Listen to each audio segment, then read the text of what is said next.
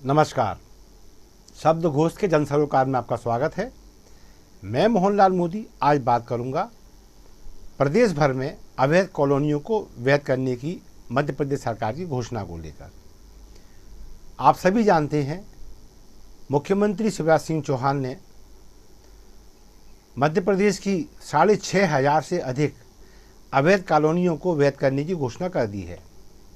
यानी अब इन कॉलोनियों में जो प्लाटधारी हैं या जो मकान के मालिक हैं उनको इस संपत्ति पर लोन मिल जाएगा और भी सभी सुविधाएं प्राप्त होंगी जो एक वैध कॉलोनी को मिलना चाहिए। निसंदेह इस घोषणा से आम जनता को राहत मिलेगी और इस घोषणा का आम आदमी द्वारा स्वागत किया जा रहा होगा।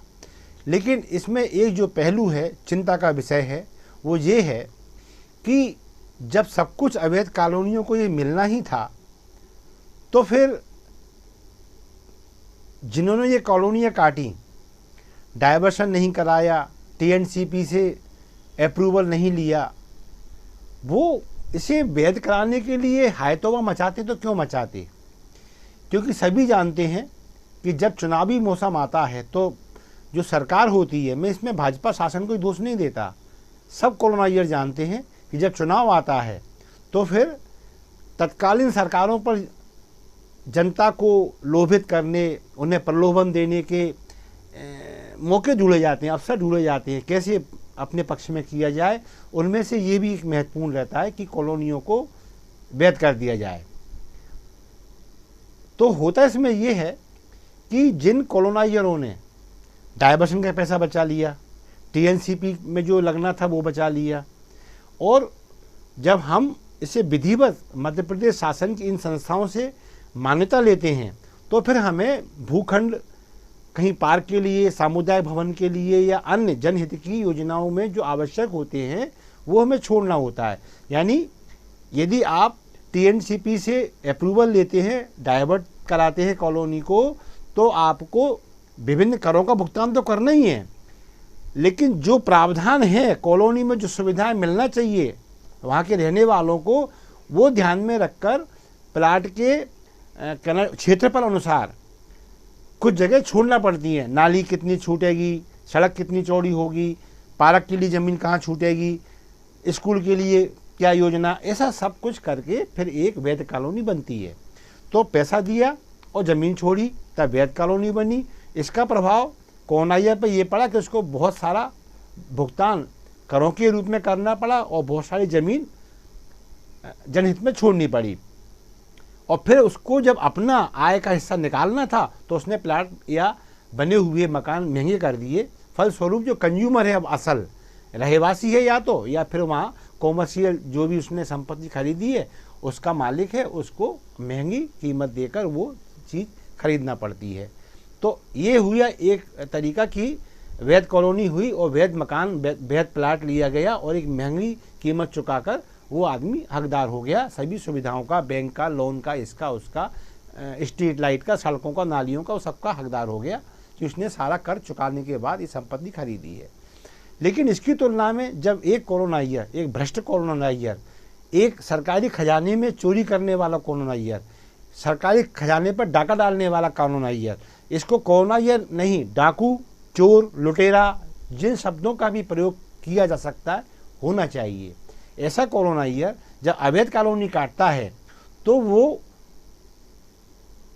उन लोगों को प्रलोभन देता है सस्ता प्लाट होने का, जिनको ज़मीन इन प्रकार की चाहिए होती है। वो चाहते हैं कैसे भी कच्चे पक्के मकान में हम निवास कर लें, खुद की छत बना लें तो जीवन थोड़ा सा सुकूनदायक हो जाए, सुरक्षा का जीवन में भाव आ जाए। तो ऐसे लोग जो मध्यम निम्न वर्ग के होते हैं वो इनकी चपेट में आ जाते हैं और ये सोच के ले लेते हैं कि चलो कम से कम अपनी छत तो होगी, लोन नहीं मिलेगा, कच्चा पक्का मकान बना लेंगे। लेकिन कहीं ये दबी हुई आस भी मन में होती है कि जब इतनी सारी अवैध कॉलोनियाँ वैध हो गई तो फिर आज निकल ये भी वैध हो जाएगी। और यही कॉलोनाइजर का षड्यंत्र होता है। वो जब प्लाट बेचता है तो वो कह देता है कि हाँ ठीक है, इस पर कोई लोन नहीं मिलेगा। लेकिन जब इतनी सारी कॉलोनी आपके शहर में हैं, ये अवैध हैं, इनमें सब स्ट्रीट लाइट लग गई हैं, इनमें सड़कें आ गई, इनमें नालियाँ बन गई, इनमें पार्क हो गया, तो आपकी में क्यों नहीं होगा? आज नहीं कल होगा। तो फिर महंगा प्लाट क्यों लेना, सस्ता हमसे लो ना। और इन प्रलोभनों में आकर सस्ता प्लाट ले लिया जाता है। अब शिवराज सिंह जी ने ये घोषणा कर दी, ये सभी अवैध कॉलोनियाँ अब वैध कहलाएंगी, यानी इन्हें अब बैंक से लोन मिलेगा, सड़कें बनेंगी, नालियाँ बनेंगी, स्ट्रीट लाइट मिलेगी। जो सुविधाएं वैध कॉलोनी को मिलना चाहिए वो अवैध कॉलोनियों को अब जो वैध हो जाएंगी उनको मिलना शुरू हो जाएंगी। अब दिक्कत ये है इसमें कि जब सारी सुविधाएं कर चोरी करने वाले कॉलोनाइजर द्वारा रचित कॉलोनियों को मिलना ही थी, तो इनका क्या दोष है जिन्होंने पूरा पैसा भरा, जिन्होंने सारे टैक्स अदा किए, जिन्होंने महंगे प्लाट खरीदे, जिन्होंने महंगी ज़मीनें ली, दोनों समकक्ष हो गए। तो कुल मिला के इस तरह की जो घोषणाएं हैं ये असल में कॉलोनाइजर, जो अवैध कॉलोनाइजर हैं, इनको राहत पहुंचाती हैं, जनता को राहत नहीं पहुंचती, क्योंकि जनता को तो भुगतान उतने ही करना पड़ते जितने उसको करने हैं, और दोयम दर्जे की सुविधाएं देखिए आप अवैध को वैध नहीं कर सकते।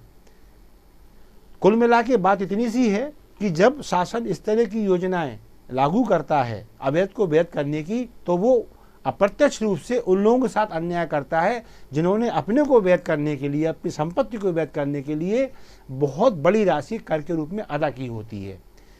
तो बस मेरा मुख्यमंत्री से, मध्य प्रदेश शासन से यही कहना है, और जागरूक लोगों से भी, कि जो योजनाएं हैं वो ऐसी बने कि आम आदमी को लाभ तो पहुंचाएं, लेकिन ऐसी योजना ना बने कि गलत करने वाले को लाभ मिले और जिसने सही किया है उसको ऐसा लगे कि हम ठगे हो गए, हमने कर चुका है, गलती कर दी, काश हम भी कर बचा लेते, काश हम भी विकास शुल्क आगे बैठ जाते, काश हम भी अवैध प्लाट ले लेते।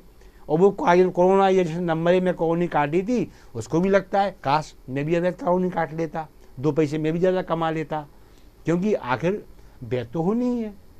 तो मेरा तो यही कहना है, एक जागरूक नागरिक होने के नाते, एक स्वतंत्र पत्रकार होने के नाते, शासन ने कॉलोनियों को अवैध को वैध कर दिया, इसमें कोई दिक्कत नहीं है, हो गया, जनता को लाभ मिलना ही चाहिए, लेकिन उन कॉलोनाइजरों को नहीं छोड़ना चाहिए सूखा, जो मलाई काट कर अपने घर आराम से बैठे हुए हैं, जिन्होंने संबंधित विभागों में, इसमें शासन का, प्रशासन का राजस्व विभाग और जो पंजीकृत विभाग है जहां रजिस्ट्रियां पंजीकृत होती हैं, ये दोनों विभागों के भ्रष्ट बाबुओं को, अधिकारियों को पैसा खिलाकर जिन लोगों ने अवैध कॉलोनियां काटी थी, उन कॉलोनियारों को बख्शा नहीं जाना चाहिए। और यदि ऐसा होता है तो फिर ये मान लेने में कोई गुरेज नहीं है कि इस बेईमानी के धंधे में अवैध कॉलोनाइजर, भ्रष्ट बाबू, भ्रष्ट अधिकारी और शासन में बैठे भ्रष्ट जनप्रतिनिधि आपस में मिले हुए हैं, और इस मिलीभगत को अब ओपन करने का, खुलासा करने का जिम्मा